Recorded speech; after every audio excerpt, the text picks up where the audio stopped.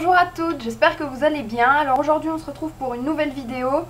Je ne sais pas encore dans quelle catégorie je vais la classer, mais je voulais vous faire cette vidéo pour vous donner les différences qui m'ont le plus marqué pendant mon séjour ici aux États-Unis et plus particulièrement en Géorgie. Ce sont des choses que je savais peut-être déjà, mais qui finalement, une fois sur le territoire et confronté à ce genre de choses, c'est un peu étonnant. Et donc, c'est parti. Alors, première chose qui est, je trouve, super sympa et qui malheureusement n'existe pas en Belgique, c'est que ici, vous avez des drives pour tout. Donc, nous, en Europe, on a l'habitude d'avoir les drives pour McDonald's, Quick, et je pense que ça s'arrête là, peut-être Burger King, mais après, ça s'arrête là. Ici, vous avez ça pour tout. Mais alors, quand je dis tout, c'est Burger King, McDonald's, Quick, ok.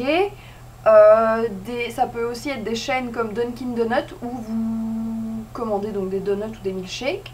Mais surtout, le truc le plus étonnant, c'est qu'il existe ça aussi pour les pharmacies et pour les banques. Donc vous verrez là l'image juste là maintenant d'un drive pour une banque.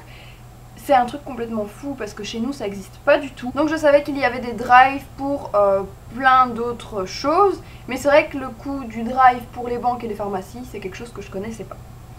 Deuxième chose, ce sont des choses que je savais, enfin une chose que je savais déjà, mais ici quand vous achetez du soda, de l'eau, du lait, du jus d'orange, vous achetez ça par gallon. Donc un gallon c'est environ 3 litres. Et c'est juste monstrueux. Là aussi vous verrez une image de ce que ça donne dans un rayon. Mais enfin c'est... Enfin ok, du coca on peut en boire beaucoup, du soda. Mais après quand on n'en boit pas super vite, même déjà moi une bouteille de 2 litres chez moi c'est de trop. Mais alors imaginez un gallon. C'est juste affolant. Ensuite, une chose qui m'a marqué ici aussi, c'est le nombre d'églises et de chapelles que l'on peut trouver. Il y en a une dans chaque rue. À chaque coin de rue, vous allez en trouver une. Elles ont toutes un nom, forcément. Mais il y en a vraiment, vraiment partout. Et il y a même des publicités à la télé. D'ailleurs, en parlant de publicité à la télé, s'il y a bien un truc que je ne supporte pas quand je regarde la télé ici aux États-Unis, c'est que vous regardez 5 minutes de programme et vous avez 10 minutes de publicité. Alors chez nous, on a le cas pour certaines chaînes, où vous regardez 10 minutes, un quart d'heure de programme et vous avez déjà de la publicité, mais je vous assure qu'ici, c'est bien pire. Et je continue dans les publicités, il y a aussi des publicités pour les avocats. Oui, oui, oui. Ici, vous avez autant de la publicité pour avocats qu'à la télévision, que sur des panneaux publicitaires. C'est un truc complètement fou. Et alors ça va de... Enfin, ils ont des slogans mais complètement dingues, et c'est vraiment un truc qui me dépasse en fait. Chez nous, on n'a aucune publicité pour un avocat. Ici, il y en a partout.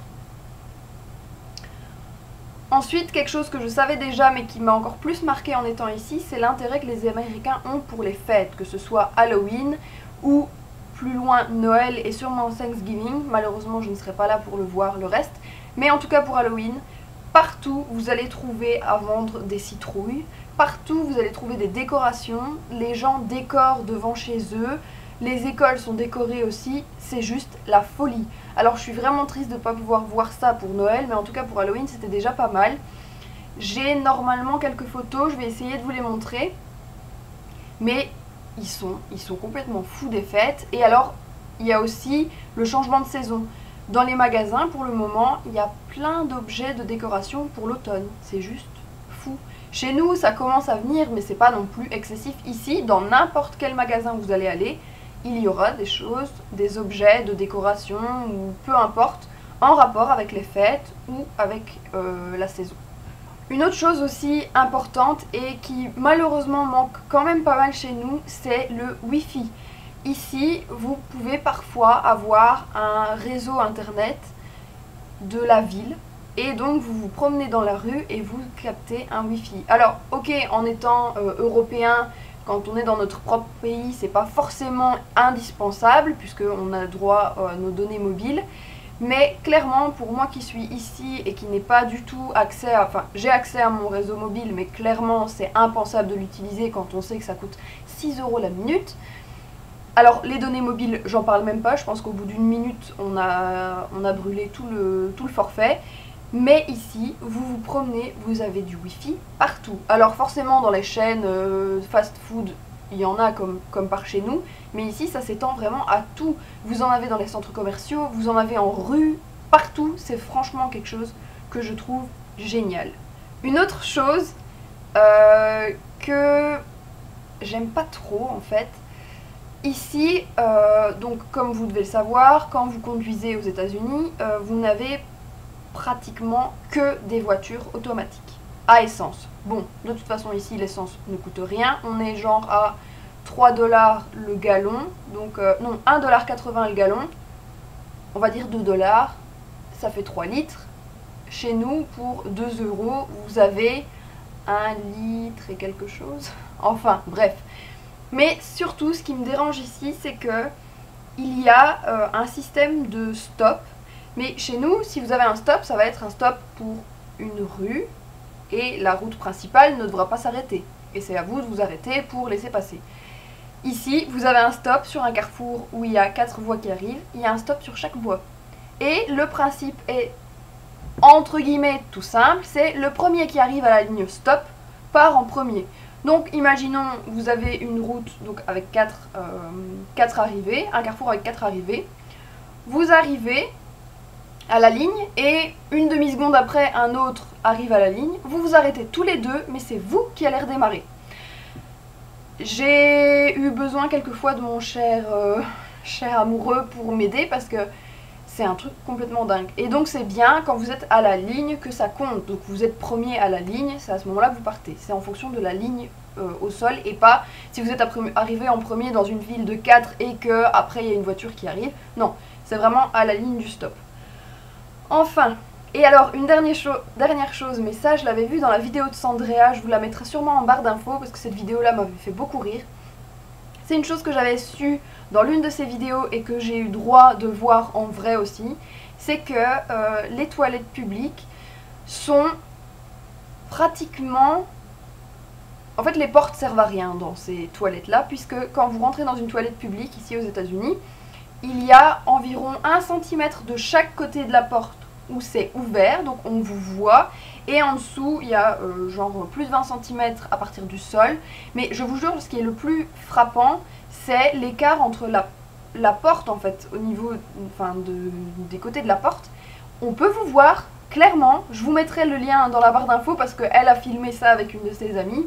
Moi clairement j'allais pas faire rentrer mon chéri dans les toilettes publiques de femmes ici aux États-Unis pour vous le montrer, mais c'est complètement affolant. Enfin c'est vraiment le truc, heureusement que j'étais au courant et que du coup ça m'a fait sourire.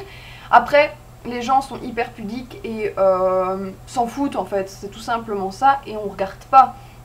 C'est vrai que la première fois c'est quand même plutôt un peu embarrassant. Et alors une autre chose que je trouve ici géniale, c'est l'ouverture d'esprit. Alors je compare ça en fait à l'Europe et aux réactions que j'ai déjà vues dans mon pays, en Belgique. Mais chez nous, si vous voyez quelqu'un en difficulté, un étranger, même que ce soit un Européen, mais qui parle une autre langue que vous, en général, personne ne va l'aider. Il n'y a pas grand monde qui va faire l'effort d'essayer de le comprendre ou de l'aider. Ici, tout le monde est aux petits soins. Dès qu'ils entendent que vous cherchez vos mots ou que vous avez un accent qui ne sonne pas américain, on va tout de suite vous demander de où vous venez et les gens trouvent ça super cool. En plus l'Europe, et quand on dit qu'on n'est pas très loin de la France, de Paris ou qu'on n'est pas très loin de Bruxelles, tout le monde connaît, oui les gens connaissent quand même un peu l'Europe et ils sont mais super gentils. Et alors le truc aussi qui n'a rien à voir, c'est l'ouverture d'esprit, c'est que vous pouvez vous habiller n'importe comment, mais quand je dis n'importe comment, c'est n'importe comment. Si vous avez envie de sortir en pyjama, vous sortez en pyjama. Mais personne ne vous fera de réflexion. Vous n'aurez jamais un regard mauvais ou... Peu importe, je suis sortie avec un rouge à lèvres mauve, les gens s'en foutent. Si, on va peut-être vous regarder, mais ce sera jamais dans le mauvais... avec un mauvais... Comment je vais dire? Avec un préjugé en fait. On va vous regarder, mais on vous regarderait comme on regarderait n'importe qui finalement. Alors que chez nous, vous allez sortir avec un rouge à lèvres d'une couleur un peu bizarre, des chaussures plus extravagantes ou même une tenue plus extravagante, on va tout de suite vous regarder, vous juger, alors qu'ici, pas du tout. Et en général, si vous portez quelque chose d'étonnant ou qui plaît à quelqu'un, on vous le dira. Moi j'ai eu le cas avec cette robe-ci, on m'a arrêté dans un magasin pour me demander où je l'avais acheté et que c'était super joli. Pareil pour mes Converse transparentes, on m'a aussi dit qu'elles étaient super. Enfin, c'est des choses qu'on ne ferait pas en Europe avec des gens qu'on ne connaît pas, et je trouve ça triste parce que ce serait tellement mieux que tout le monde puisse discuter, que même si c'est, je vais pas dire faux, mais qu'il n'y a pas d'amitié ou d'arrière-pensée ou quoi, ce serait juste bien que les gens s'entendent un minimum et qu'on soit pas jugé dès qu'on fait quelque chose en fait. Une chose que nous on n'a pas, et qu'on devrait avoir, c'est le refill au niveau des boissons. Ici, quand vous commandez un soda, que ce soit n'importe où, hein, j'entends bien par McDonald's ou Quick ou toutes les chaînes de restaurants américaines, ou même des petits restaurants tout simples, vous avez d'office on vous remet un verre plein à chaque fois que vous avez vidé votre verre, et vous ne le payez pas, vous ne payez votre boisson qu'une seule fois. Donc, prenons l'exemple, j'ai été dans un, vous le verrez dans un vlog, j'ai été dans un petit, un tout petit, je vais appeler ça sandwicherie, mais c'était pas vraiment sandwicherie, mais un petit truc où ils faisaient à manger eux-mêmes, c'était vraiment tout fait maison, c'était super bon. Et bien là, j'ai pris de la limonade, donc la limonade américaine, c'est de l'eau aromatisée citron, enfin c'est un peu comme de la limonade citron mais non pétillant en fait. Et j'ai été resservie pendant le repas et j'ai même eu droit d'emmener j'ai eu un gobelet à emporter en fait de la boisson. On m'a demandé si je le voulais, j'ai dit oui et on l'a pas payé. Pareil pour mon chéri, il avait pris du coca, on a payé la boisson une seule fois, alors que clairement chez nous jamais vous aurez ça. Ok, dans certaines ligne de fast food, on va vous le faire et c'est du coca, enfin c'est du sirop en fait qui est rallongé à l'eau, mais où je vous parle, c'était à Savannah, c'était du véritable Coca-Cola, la petite bouteille. Chez nous, vous allez payer ça les yeux de la tête, mais vous allez le payer, ça c'est clair et net. Donc ça, je trouve ça super bien aussi. Enfin, voilà. J'espère encore que cette vidéo vous aura plu, que les vlogs vous auront plu aussi, puisque malheureusement celui de Savannah était le dernier. C'était pas, je pensais pas en fait quand je l'ai filmé que c'était le dernier, mais bon, j'espère quand même que ça vous aura plu, j'espère que cette vidéo vous aura plu.